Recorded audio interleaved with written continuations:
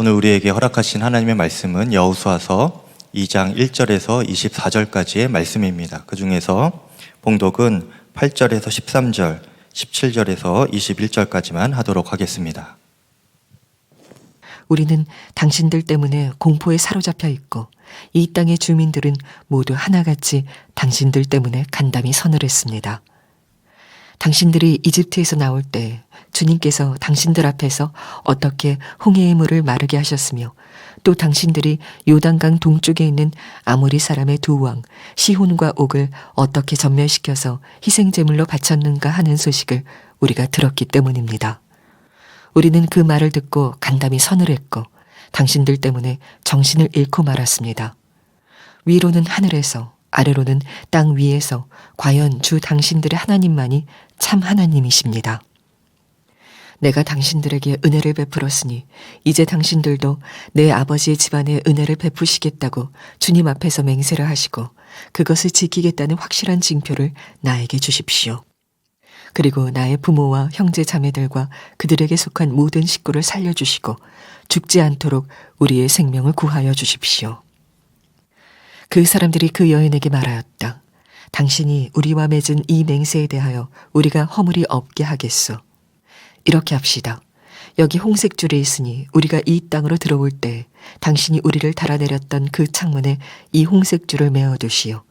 그리고 당신의 아버지와 어머니와 오라버니들과 아버지 집안의 모든 식구를 다 당신의 집에 모여있게 하시오. 누구든지 당신의 집 대문에서 밖으로 나가서 죽으면 그 죽음에 대한 책임은 죽은 사람 자신이 져야 하며 우리는 책임을 지지 않겠소. 그러나 우리가 당신과 함께 집안에 있는 사람에게 손을 대서 죽으면 그 죽음에 대한 책임은 우리가 질 것이요. 그러나 당신이 우리가 한 일을 누설하면 당신이 우리와 맺은 맹세에 대하여 우리는 아무런 책임이 없소. 그러자 라합은 그들의 말대로 하겠다고 대답하고 그들을 보냈다. 그들이 간 뒤에 라합은 홍색줄을 창에 매달았다. 오늘 교회 오셔서 예배하는 여러분들, 또 영상으로 예배하시는 분들, 또 이 설교 영상을 그 이후에 들으시는 모든 분들에게 주님의 은혜가 충만히 함께하기를 축복합니다. 우리가 하나님의 약속이 이루어지는 삶을 살려면 반드시 하나님에 대한 완전한 믿음이 전제되어야 합니다. 그래서 하나님께서 이스라엘 백성을 가나안 땅에 들여보내시기 전에 먼저 이스라엘 백성들의 믿음을 일으키는 일을 하셔야 했습니다.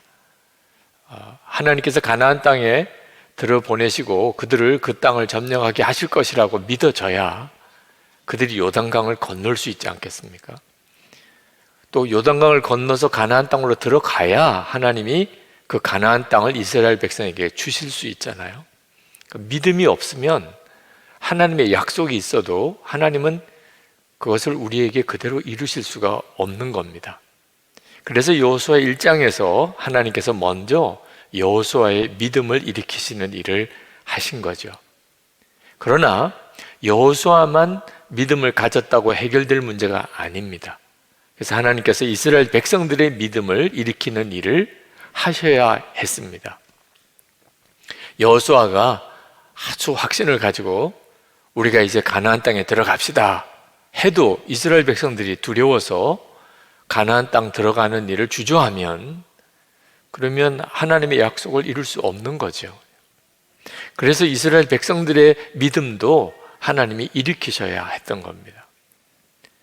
그래서 정탐꾼 둘을 여호수아가 가나안 땅에 들여보냅니다. 보고 믿음을 가지라는 거죠. 믿어져야 믿음이니까 정탐꾼을 통해서 실제로 어떤 일이 일어나고 있는지를 보라는 거죠. 그래서 정탐꾼 둘이 요단강을 건너서 여리고성, 첫 성인 여리고성에 들어갑니다. 그 창녀 라합의 집에 들어가요. 그 집이 성벽에 있었기 때문에 그 라합의 집에서는 여리고의 모든 그 전경이 다 보입니다. 정탐하기 딱 좋은 곳이죠. 그리고 창녀의 집이기라 이런저런 사람들이 그 집에 오고 갑니다. 그래서 여리고성의 민심을 파악하기 딱 좋지요. 그런데 이스라엘의 정탐꾼이 여리고에 들어왔다는 소식이 여리고 왕에게 알려집니다. 누군가가 본 거예요. 그래서 여리고 왕이 군사들을 보내어 이 창녀 라합의 집을 들이닥칩니다. 이 정탐꾼으로서는 절대절명의 위기에 처한 거죠. 근데 그때 상상도 못할 일이 일어나는데 그 창녀 라합을 통하여 이 정탐꾼들이 보호를 받습니다. 그리고 안전하게 아주 지혜롭게 대처해서 돌아가게 만들죠. 도대체 이 창녀 라합은 어떻게 그런 일을 했을까요? 소문을 듣고 하나님에 대한 믿음을 가졌다는 거예요. 이 가나안 땅에도 이스라엘 백성이 애굽에서 출애굽해서 광야를 40년 동안 지나는 동안 있었던 일들에 대한 소문이 들려왔던 거예요.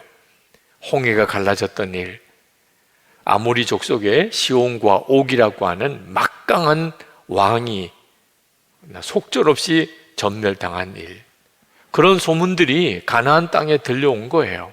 그 라합이 그걸 들었다는 겁니다. 그래서 이 정탐꾼들을 숨겨준 거예요. 11절 말씀에 라합이 이렇게 말합니다. 우리는 그 말을 듣고 간담이 서늘했고 당신들 때문에 정신을 잃고 말았습니다. 위로는 하늘에서 아래로는 땅 위에서 과연 주 당신들의 하나님만이 참 하나님이십니다. 라합의 도움으로 이 정탐꾼들이 무사히 이스라엘 진영으로 돌아옵니다. 그리고는 그들이 보고를 합니다.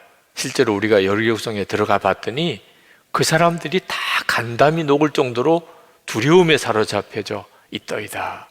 24절에 이렇게 말씀합니다. 그들이 여호수아에게 말하였다. 주님께서 그 땅을 모두 우리 손에 넘겨주셨으므로 그 땅의 모든 주민이 우리를 무서워하고 있습니다. 이스라엘 백성들은 깜짝 놀랐습니다. 여호수아도 무서울 정도라면 이스라엘 백성들은 얼마나 무서웠겠습니까? 그런데 이 여리고 성에 있는 사람들이 더 무서워하고 있다는 거예요. 그때 이스라엘 백성들의 믿음이 확 일어납니다. 그럼 우리가 들어가면 점령할 수 있겠구나. 이건 엄청난 일이에요. 믿음이 바뀐다는 거. 근데 이런 이스라엘 민족의 믿음이 바뀌는 일에 결정적인 역할을 한 분이 누구냐? 창녀 라합입니다. 우리가 똑같은 시대에 살아도 믿음은 사람마다 다 다른 걸 봅니다. 이 창녀 라합은 실제로 하나님의 역사를 자기 눈으로 본 게 아닙니다. 홍해가 갈라지는 것도 소문으로만 들었습니다. 아모리의 시온과 옥 왕이 전멸당한 것도 소문으로만 들은 겁니다. 이 창녀 라합이 만나를 먹은 것도 아니고 불기둥, 구름기둥을 본 것도 아닙니다. 그런데 믿은 거예요. 신분도 창녀였습니다. 도무지 믿음이라고는 가질 수가 없을 유형의 사람입니다. 그런데 그 소문 듣고 믿었다는 거예요. 그런데 여호수아는 모세의 시종으로 40년 동안이나 그 엄청난 기적을 다 보았습니다. 홍해가 갈라지는 것도 보았고, 그리고 불기둥, 구름기둥, 매일같이 먹는 만나, 반석에서 터져 나오는 물, 그 모든 걸 바로 모세 옆에서 다 본 사람입니다. 그런데도 여호수아는 무서웠습니다. 이스라엘 백성들도 불기둥, 구름기둥으로 인도함을 받고 있었고, 그날도 아침에는 만나를 먹었습니다. 하나님의 율법의 말씀도 받았어요. 그런데 이스라엘 백성들이 가나안 땅 들어가기를 무서워했었습니다. 정말 믿어도 잘 믿을 것 같은 사람은 두려워 떨고, 도무지 믿음이 없을 것 같은 사람은 자기 목숨을 거는 믿음을 가졌다. 신앙에도 엘리트가 있다면 저 같은 사람일 겁니다. 목사 중에 3대째 목사예요. 예수를 믿은 지로 따지면 4대째예요. 그러니 정말 좋은 믿음 가진 모든 여건이 다 갖춰진 사람이죠. 그런데 저는 참 믿음이 형편없었어요. 예수를 믿지 않는 사람이나 저나 어려운 일 닥치면 그것 때문에 두려워하고 걱정하고 염려하고 그런 수준이었어요. 그런데 제가 목회하면서 보니까 제가 부끄러울 정도로 그렇게 귀한 믿음을 가진 분들이 있더라고요. 창녀 라합과 같은 처지인데 집안에 예수 믿는 사람 한 사람도 없어요. 그 사람을 위해서 기도해 주는 가족도 없어요. 오히려 핍박만 너무너무 심해요. 그런데도 타협하지 않는 아주 강인한 믿음을 가지고 있는 분들을 많이 보았어요. 성경을 제대로 공부한 것도 아니고 성경을 많이 읽어서 성경 지식이 많은 것도 아닌데, 그런데 정말 이 창녀 라합처럼 설교 시간에 그저 들어서 아는 말씀 가지고 목숨을 내거는 믿음을 가진 분들도 있었어요. 여러분, 하나님께서 오늘 이 창녀 라합을 통하여 우리에게 주시는 도전이 있습니다. 코로나19로 인해서 우리는 참 어려운 처지에 빠져 있습니다. 코로나19가 지나고 나면 더 큰 어려움이 올 거라고들 다들 말합니다. 근대 역사만 보아도요, 산업혁명이 지나고 세계 2차 대전이 지나고 우리나라로 보면 6.25 전쟁을 거치고 인터넷 발달로 인해서 중요한 어떤 큰 사회적인 격변기가 계속 이어졌습니다. 그 이후에 세상은 완전히 바뀌어져 버렸죠. 지금이 그와 같은 때라는 거예요. 온 세계가 지금 코로나19로 2년 동안을 이 엄청난 고통을 겪고 있습니다. 세상이 안 바뀔 수가 없지요. 문제는 이렇게 세상이 바뀌면 대부분은 고통을 당한다는 것. 이 변화에 적응되어지는 사람은 극소수고 대부분은 엄청난 고통을 당할 거라는 것. 그래서 많은 분들이 예측하기를 재정 상황, 재정적인 삶에도 엄청난 변화가 올 거고, 가정에도 변화가 올 거고, 인간관계도 변화가 올 거고, 우리의 일터와 직장에도 변화가 올 거고, 교회 생활에도 변화가 올 것이다. 우리가 언제 이렇게 마스크 쓰고 거리 두고 이렇게 예배하게 될 날이 올 거라고 생각을 했습니까? 우리는 지금 엄청난 변화를 실제로 겪고 있잖아요. 코로나19 이 확산이 그치고 이제 정상으로 돌아오면 예전처럼 돌아가게 되겠습니까? 도대체 어떤 세상이 올까? 정말 두렵지요. 코로나19 이후까지 기다릴 것도 없습니다.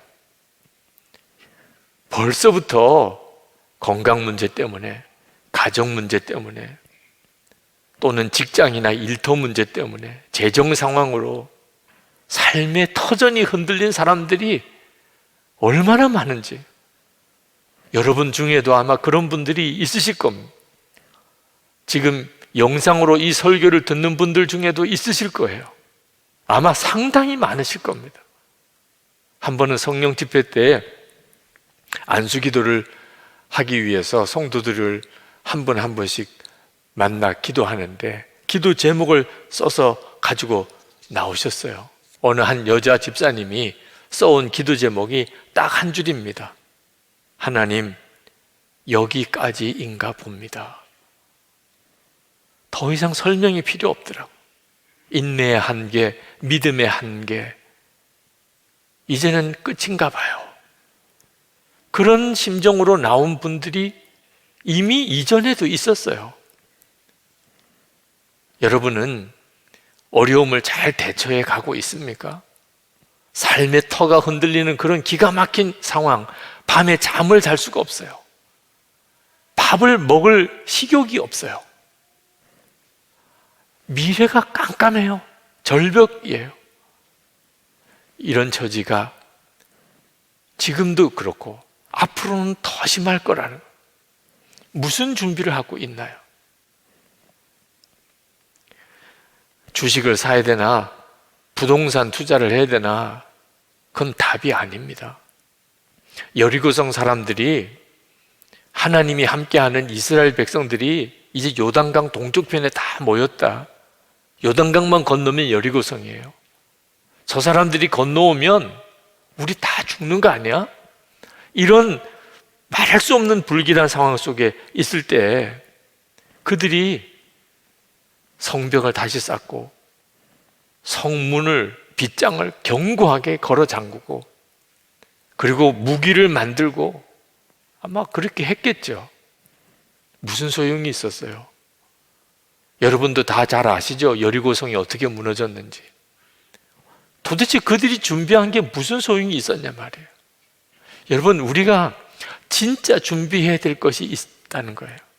하나님은 오늘 여호수아 2장을 통하여 코로나19 이후로 인하여 걱정하고 두려워하는 우리들에게 주시는 메시지가 있어요.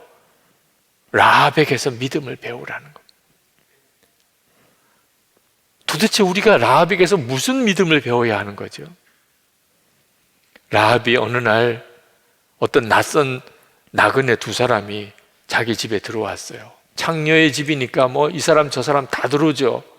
그런데 라합이 직감적으로 이 사람이 이스라엘 정탐꾼이구나 알았어요. 뭐라고 설명할 수 없는 어떤 예감이죠. 라합은 이미 하나님이 계시고 여호와 하나님이 계시고 그들이 이스라엘 백성을 홍해를 건너게 하시고 그리고 이 가나안 땅까지 이끌어 오신다는 소문을 듣고 있었어요. 이제 그들이 넘어오면 여리고 성도 가나안 땅도 다 무너질 거다. 그런 믿음이 생겼어요. 그런데 그 가나안 정탐꾼이 온 거예요. 그때 라합의 마음에 지금이 죽고 사는 결정을 해야 될 때다. 이 정탐꾼들을 품어주면 자기가 죽을지도 몰라요. 그렇지 않겠어요? 그런데 그는 그 정탐꾼을 숨깁니다. 그리고 쫓아온 군사들을 회유해서 방금 나갔다고 쫓아가 보라고 그래서 그 군사들을 따돌립니다. 정말 목숨을 거는 일을 하는 거예요. 왜? 하나님을 믿어야 산다고 그렇게 결정이 된 거예요. 하나님을 믿으면 살고 하나님 믿지 못하면 죽는다. 그 결단이 온 거예요. 그리고 그 정탐꾼들을 다시 돌려보낼 때 부탁합니다. 이제 당신들이 여리고성을 반드시 무너뜨리고 점령할 텐데 우리와 우리 가족을 반드시 살려주시오. 라합이 그렇게 했던 것을 배우라는 거예요. 그 정탐꾼들이 그 라합에게 당부합니다. 우리가 당신을 반드시 지켜줄 텐데 이거 하나만큼은 반드시 지키라. 그 말씀이 18절입니다. 우리가 이 땅으로 들어올 때에 당신이 우리를 달아내렸던 그 창문에 이 홍색 줄을 메어 두시오. 그리고 당신의 아버지와 어머니와 오라버니들과 아버지 집안의 모든 식구를 다 당신의 집에 모여 있게 하시오. 정탐꾼이 제시한 답이 뭡니까? 소속을 분명히 하라는 거예요. 도대체 당신이 누구 소속인지 분명히 하라는 거예요. 우리는 하나님을 믿는 사람입니다. 아주 공개적으로 드러내라. 표식이 분명히 있어야 된다. 창문 틀에 홍색 줄을 달아매라. 누구도 다 볼 수 있게끔 하라. 이스라엘 백성이 출애굽할 때 하나님께서 말씀하셨어요. 어린 양을 잡아 너희 집 문 인방과 문설주에 다 바르라. 온 집의 문에 피칠을 하라. 어린 양 피로. 확실한 표시를 내라. 너가 진짜 하나님의 백성이냐? 정말 예수 믿는 사람이냐? 분명하게 하라. 그 길이 살 길이라는. 그리고 라합은 그렇게 했습니다. 자기 집 창문에 홍색 실을 묶었어요. 그리고 진짜 여리고성이 무너질 때 라합과 그 집안 사람은 건짐을 받았습니다. 그러나 그거 건진 받은 것만 아니에요. 그 이후에 그 정탐꾼 중에 한 사람이었던 살몬, 유다 지파의 살몬과 결혼을 합니다. 근데 그 살몬이 누구냐? 예수님의 족보에 들어있는 조상이에요. 예수님의 족보에 올라간 여인이 된 거예요. 창녀였는데 그는 이방인으로 가나안 땅에 창녀였는데 예수님 족보에 올라간 여인이 돼. 여호수아도 예수님의 족보에 이름이 올라가지 않았어요. 목숨을 걸고 나는 하나님 백성이라, 나 하나님 믿을 거다, 그랬던 그 결단이 그를 살린 거예요. 도대체 우리가 라합에게서 뭘 배워야 하는 거죠? 여러분이 예수 믿는 것을 분명하게 하라는 거예요. 많은 사람들 앞에 여러분이 도대체 누구 소속인지 분명히 하라는 거예요. 그렇다면 목사인 저 같은 사람은 뭐 너무 좋겠죠. 예수 믿는 것 이보다 더 분명할 수 어디 있어요? 당신 누굽니까? 저 목사입니다. 그럼 뭐 당연히 예수님 믿겠지요. 근데 그렇지 않더라고요. 말씀을 준비하는데 저에게 더 필요한 말씀이더라고요. 내 소속과 신분을 분명히 하라. 내 창문에 홍색줄을 묶어라. 제가 2014년 안식월 때 6개월 동안 제 목회 여정에 처음 그렇게 길게 휴가를, 안식년을 얻은 적이 없었어요. 처음에는 참 하고 싶은 것도 많고 6개월 동안 가고 싶은 데도 많고 뭐 읽고 싶은 책들도 많았고, 그런데 막상 안식년이 시작되고 나니까 전혀 생각지 못했던 두려움이 왔어요. 그것은 모든 교우 관계가 다 끊어지는, 혼자가 되는 당황스러운 경험이었어요. 그래도 안식년 기간이니까 이제 6개월 지나면 돌아오는 거예요. 교회로 다시 돌아오는 거예요. 그렇지만 만약에 은퇴를 하게 되면 그때 뭐라고 설명할 수 없는 소름 끼치는 느낌이 오는 거예요. 이렇게 끊어진 관계가 영원히 가는 거예요. 이젠 더 이상 만나고 싶어도 만날 수 없는 시간이 오는 거예요. 이런 것이 은퇴구나. 쉬는 것이 행복한 게 아니고 만나지 못하는 것이 큰 고통인 것이 깨달아졌어요. 그때 나는 진짜 예수님 한 분이면 충분한가? 정말 예수님 한 분이면 충분한 거냐? 그 질문이 오는 거예요. 그래서 왜 하나님께서 저에게 매일 일기를 써가면서 매일 주님을 바라보게 그렇게 하시는지 그걸 알겠어요. 예수 동의 일기를 쓰게 하는 것은 교우들 여러분들을 위해서 쓰게 하는 게 아니더라고요. 저를 위하여 쓰게 하는 거더라고요. 이제 은퇴할 때가 오면 이제는 담임 목사의 자리에서 떠나야 되는 거예요. 교우들과의 관계는 이제는 거기서 마무리해야 되는 거예요. 여러분, 여러분들도 똑같습니다. 남편이나 아내가 어느 날 외출을 했는데 어디로 간다 말도 없이 그냥 외출을 했어요. 저녁이 돼도 안 돌아와요. 그러면 여러분 그날 밤 하얗게 새우지 않겠습니까? 도대체 이 남편이, 이 사람이 어디로 간 거야? 한 주간이 지나도 안 와요. 한 달이 지나도 안 와요. 여러분, 그때가 사는 것 같겠습니까? 부모님 또는 자녀 어느 날 나 간다 그러고 나가는데 어디 가니? 어디 가? 대답이 없어요. 돌아보지도 않아요. 그리고는 부리렇게 어디론가 가요. 쫓아가 나가보니까 없어요. 어디로 갔는지 모르겠어요. 그러고는 한 달도 1년도 지나도 안 돌아와요. 여러분, 이런 일이 생긴다는 것 자체가 얼마나 끔찍해요. 그런데 이게 우리들의 현실이에요. 우리가 다 겪을 일이에요. 부부 사이에 누군가는 먼저 갑니다. 부모 자녀 사이에 영원히 함께 있을 수 없어요.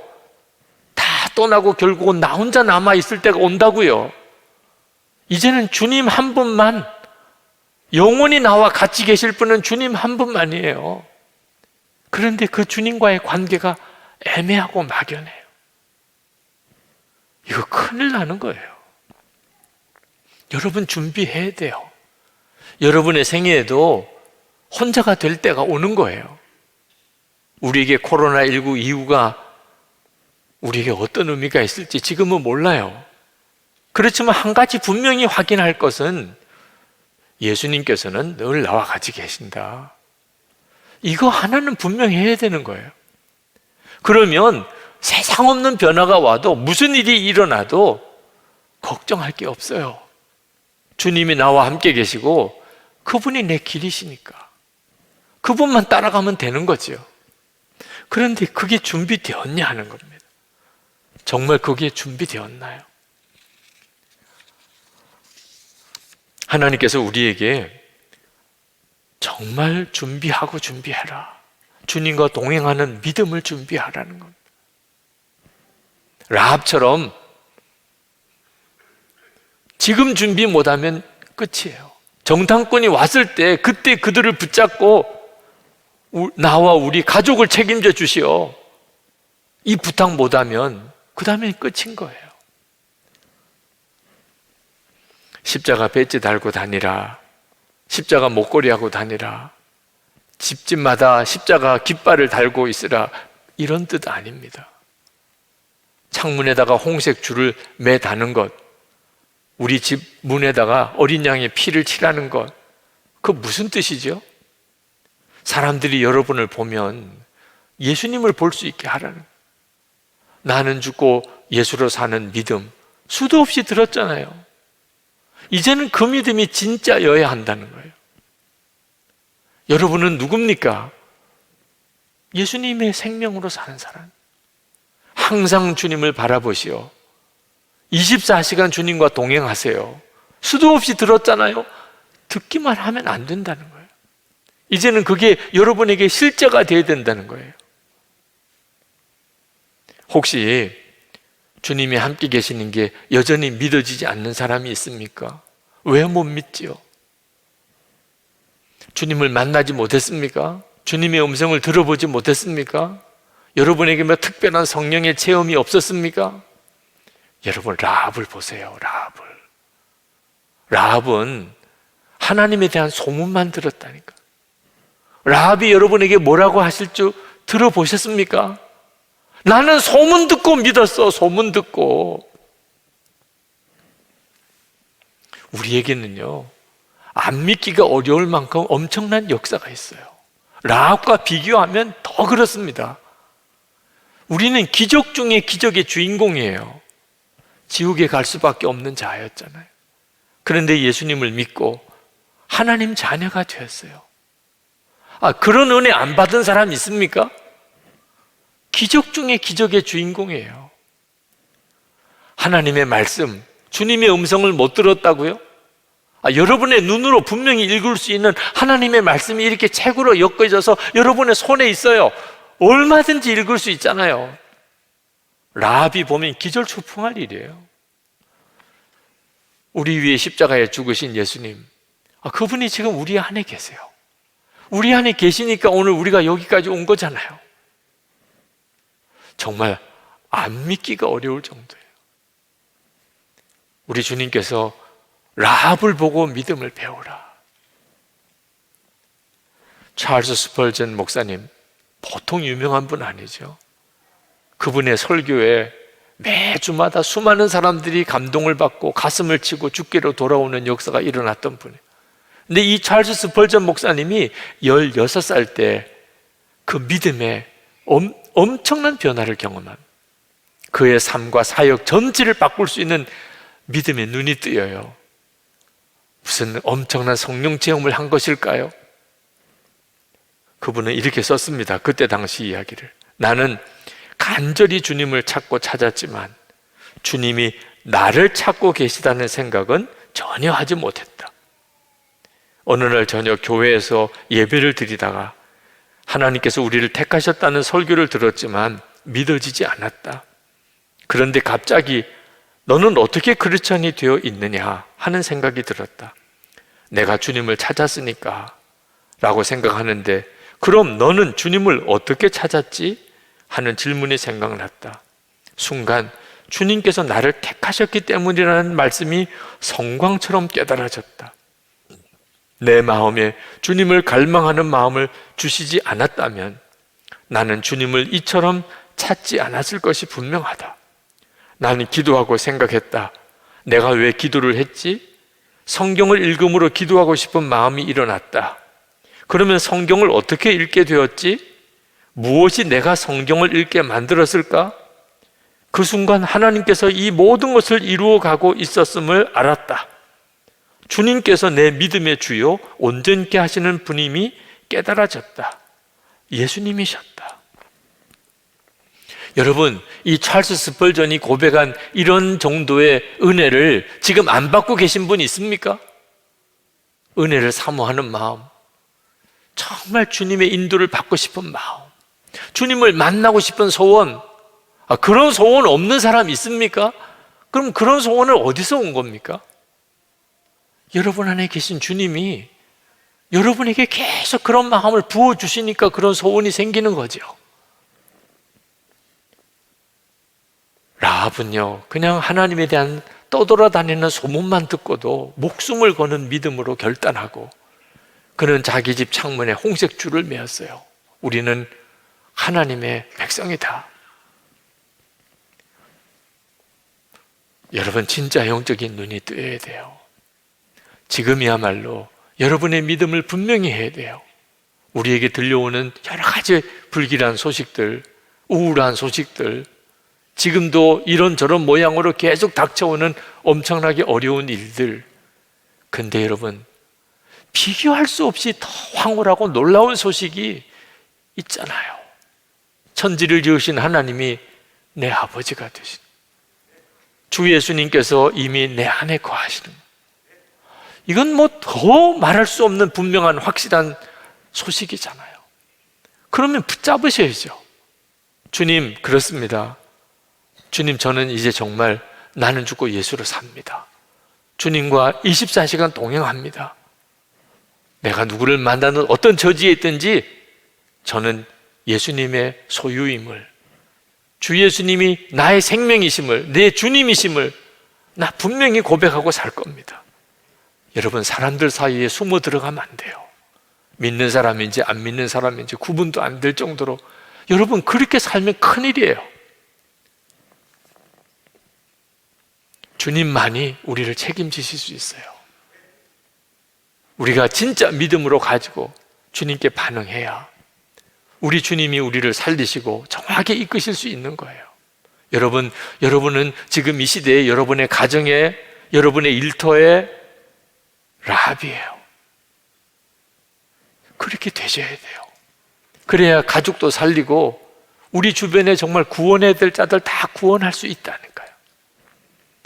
주 예수님만 붙잡으셔야 돼요. 주님과만 동행해야 합니다. 지금부터 훈련해야 돼요. 언제 다시 우리가 이제 아무 거리낌 없이 다 모일 수 있는 때가 오겠죠. 그러나 이미 그때는 예전에 우리 교회가 아니게 됩니다. 아마 이 자리에 계속 안 나오실 분들도 많으실 거예요.